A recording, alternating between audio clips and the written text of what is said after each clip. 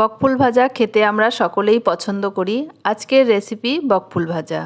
বকফুলের বোটার দিকে সবুজ অংশটা ফেলে দিচ্ছি আর বকফুলটা ফাটিয়ে ভেতরের শীষটা ফেলে দিচ্ছি আর দেখে নিচ্ছি বকফুলের ভেতরে পোকা আছে নাকি।